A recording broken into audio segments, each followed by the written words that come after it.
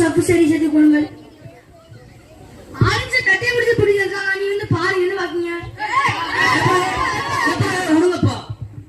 விடுங்க, அவங்களுக்கு உரிமையானவங்க தான், அவங்களே தொலை வைக்கட்டும். நீங்க வேறொரு நாளில் வேறொரு ஜனாசா.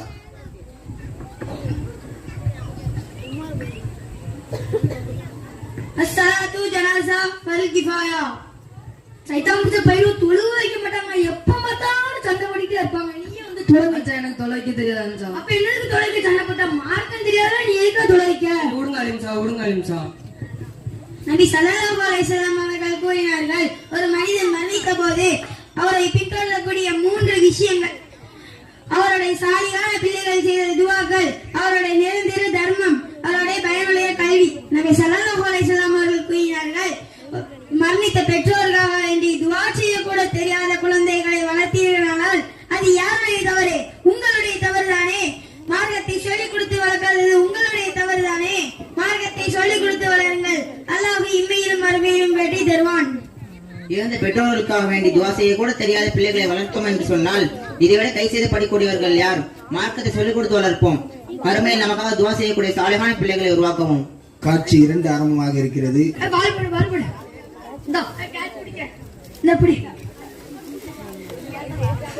அல்லாஹு அக்பர், அல்லாஹு அக்பர், அல்லாஹு அக்பர், அல்லாஹு அக்பர்.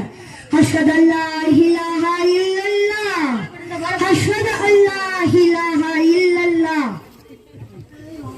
டேய் எல்லாம் தொலைவாங்கடா. ஏப்பா ஏப்பா எங்க தெரியும்பா, ஏப்பா நம்ம போய் தொழுவோம். அல்லாஹு அக்பர்.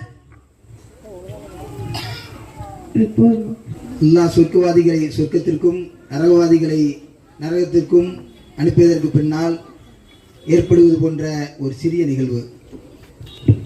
மா ஸலககும் ஃபீ ஸகர் قالوا لم نكن من المصلين ولم نكن نطعم المسكين. இந்த உலகத்தில் வாழும்போது எங்க கூட சேர்ந்தானே வாழ்ந்தீங்க, நீங்கள் நரகத்துக்கு போன காரணம் என்ன?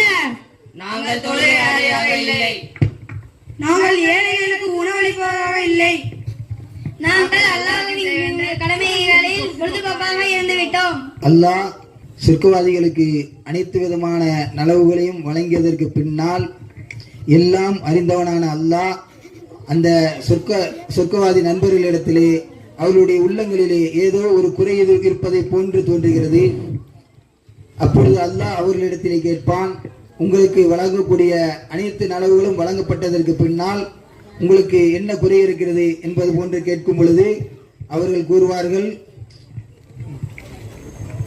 யா அல்லாஹ், இந்த உலகத்தில் வாழும் போது எங்களுடன் இருந்த நண்பர்கள் எங்கே? யா அல்லாஹ், எங்களுடைய நண்பர்கள் நரகத்தில் இருக்கிறார்கள், அவர்களையும் சொர்க்கத்தில் அனுப்பினால் இன்னும் மகிழ்ச்சியாக இருக்கும். சொர்க்கத்தில் உள்ள அந்த சகோதரர்கள் தங்களுடைய நண்பர்களுக்காக வேண்டி பரிந்துரைத்து அல்லாஹ்விடத்திலே அந்த பரிந்துரை ஏற்றுக்கொள்ளப்பட்டு நரகத்திலிருந்து அவர்கள் விடுதலை அளிக்கப்படுகிறார்கள். நீங்கள் எப்படி நரகத்தை விட்டு வெளியேறினீர்கள்? அல்லாஹ் எப்படி உங்களை மட்டும் நரகத்தில் என்று வெளியேற்றினான்? நீ நபிமார்களின் வாரிசா அல்லது நபிமார்கள் யாராவது உங்களுக்கு சிபாரிசு செய்தார்களா? நான் இறைவனுக்கு செய்ய வேண்டிய அமல்களை நான் பொழுதுபோக்கில் நான் செய்யவில்லை. ஆனால் உலகத்தில் வாழும் பொழுது நான் நல்ல நண்பர்களை தேர்ந்தெடுத்தேன். அந்த நல்ல நண்பர்கள் எனக்காக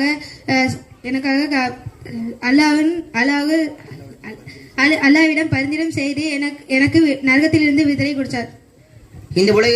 இவர்கள் இந்த உலகத்தில் வாழும் போது நல்ல நண்பர்களை தேர்ந்தெடுத்தனர். நல்ல நண்பர்கள் உள்ள யாரும் வாழ்வில் தோல்வியடைவதில்லை.